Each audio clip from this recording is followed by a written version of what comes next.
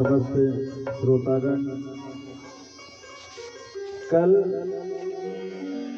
आप लोगों ने भागवत महात्म की कथा श्रवण किए, जिसमें समय अभाव के कारण बहुत ही संक्षिप्त ढंग से आपके बीच में भगवान की कथा परोसने का प्रयास किया गया और भगवान की यह ज्ञानमय, भक्तिमय, वैराग्यमय कथा हमें जब सुनने को यह अवसर प्राप्त हुआ है तो हम यही कहने चाहेंगे कि जब हमें यह अवसर प्राप्त हुआ है और यह समय जब प्राप्त हो गया है तो उन्हें सही रूप से हम उपयोग करें। क्यों? क्योंकि यह समय हमारे आज के युग में रफ्तार युग हो गया है।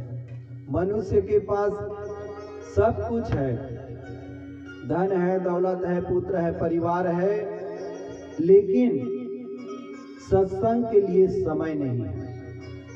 तो जो हमें समय आज सत्संग रूपी प्राप्त हुआ है, उन्हें हमें बिल्कुल इसे निर्वाह करते रहना है। और यह मनुष्य देह किस लिए प्राप्त हुआ है?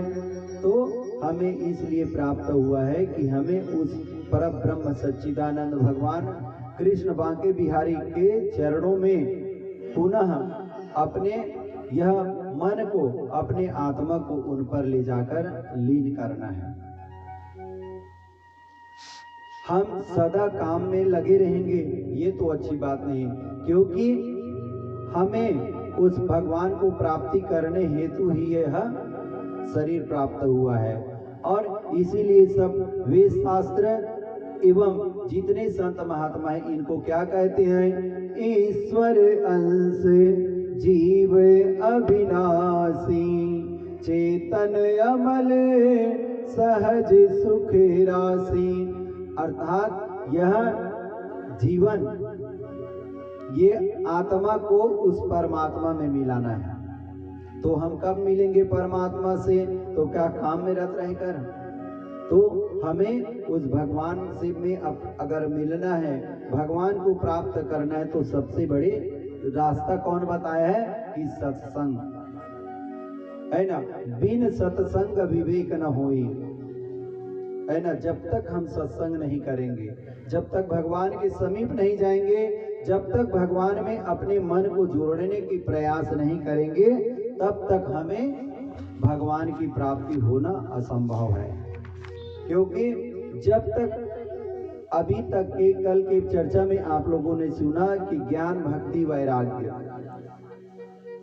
भक्ति सभी के पास है, ज्ञान भी सभी के पास है, और जब ये दोनों प्राप्ति हो जाएगा तो वैराग्य निश्चित सबको प्राप्त होगा।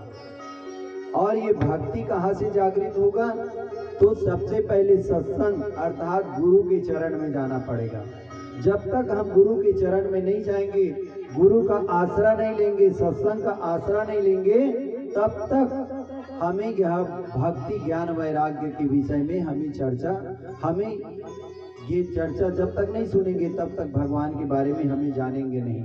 और जैसे ही जान लेंगे तो स्वतः हमको ज्ञान हो जाएगा, और ज्ञान होने के बाद सहज रूप से हमें भक्ति प्राप्त हो जाएगी, और भक्ति प्राप्त होने के बाद हमें वैराग्य प्राप्ति हो जाएगी, और वैराग्य जब प्राप्ति हो जाएगी तो भगवान की प्राप्ति होना सहज है। तो सबसे पहले मार्ग बताया गया है सत्संग। जैसे आप लोग अभी सत्संग में बैठे हैं, कल की कथा में सभी देवताओं ने सुखदेव जी महाराज के पास अमृत के घड़ा को लाकर रख दिया। काबर कल सब क्षेत्र में एकदम गोठाए रहे हैं, काबर समय हो गए रिश्ते घर से थी, तो आज वाला थोड़ा पूर्ण रिवीजन आप लोग कराए प्रयास करता हूँ। तो अमृत के घड़ा को लेकर आकर रख दिए, और रख कर कहे कि महाराज, सुखदेव जी महाराज पूछे कि ये क्या है? तो कहें कि महाराज जी ये अमृत है, तो इन्हें हम क्या करें? तो कहीं महाराज इसे परीक्षित को पिला दीजिए। तो परीक्षित को पिलाने से क्या होगा, तो परीक्षित अमर हो जाएगा। अमृत पीना मतलब अमर हो जाना। तो ठीक है, तो कहीं कि आज हमने पहली बार ऐसे देखे हैं कि देवता लोग परमार्थ कार्य करने के लिए आज एक मनुष्य के लिए अमृत लेकर आए हैं। हमन कोनो मरबो तो हमर मरबर धर के आई का अमृत के घड़ा ला नहीं आवे, लेकिन किसके ना तुम्हारा सुख मैं नहीं बुलाए हैं कि आवा अमृत ला परीक्षित ला पिया दो तालू अमर हो जाइए, और ना ही परीक्षित ने आपको पुकारा कि मैं मरने वाला हूं, मेरे को अमृत का प्रदान कीजिए। तो किनके अब बताओ कि अब मन में विचार किए कि आज देवता लोग परमार्थी कैसे हो गए। तो किन ठीक है, तो जब कोई कहा जाए कि कोई भी आदमी आपको एक फूल के पत्ता नहीं देना चाहता और वो आपको अगर हीरे का हार प्रस्तुत कर रहा है, मतलब कुछ न कुछ कारण है। अब वो हीरा से ज्यादा कीमती चीज और मिले ली तभी वो हीरा चीज लती ही। तो कहीं के अब सुखदेव जी महाराज कहते हैं कि कब से परमार्थ हो गए हैं। तो किस महाराज की परमात्मा वाले बात नहीं है महाराज, आप हमें भगवान की अमृत है ना, कृष्ण नाम रूपी अमृत हमें पान करा दीजिए, और अमृत सुखदेव जी महाराज को कहें कि परीक्षित को पिला दीजिए।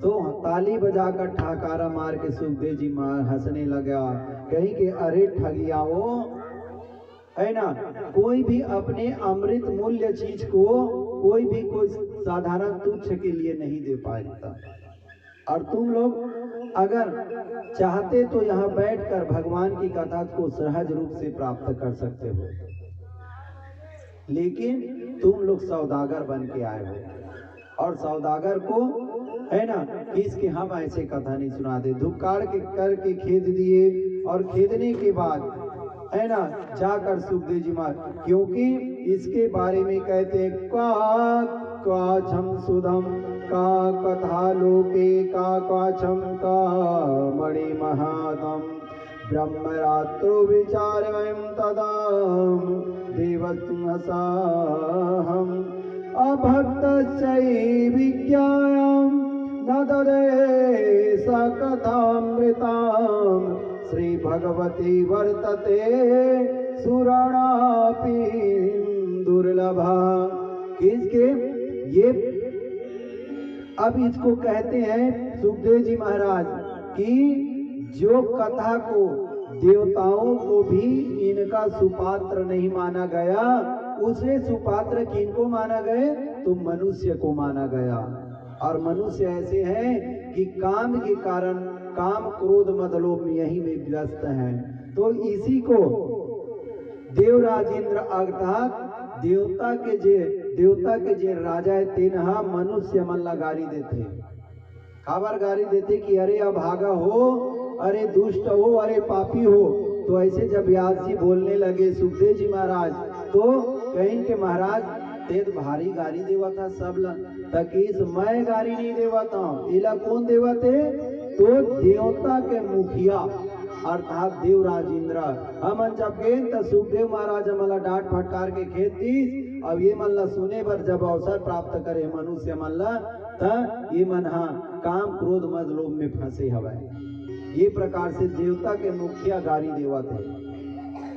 एक कारण के रामायण में तुलसीदास बड़े भाग्य मानुष तन पावा, सुर दुर्लभ सब ग्रंथन गावा, साधन धाम मोक्ष कर द्वारा, पायन जही पर लोक सवारा। तो कहते हैं कि मनुष्य देह को इतना सुंदर बताया गया है जिसमें भगवान को सहज रूप से प्राप्त किया जा सकता है, लेकिन मनुष्य आज काम क्रोध में रहते है। नहीं तुलसीदास ऐसनो घलोक लिख देती, बड़े भाग्य भैंसा तन पावा घलोक लिख देती, पर काबर नहीं लिखी। और भगवान खुद कहते कि सबसे अधिक मनुज मोह भाई, तेरे कारण तो मनुष्य रूप धर के आतेगा।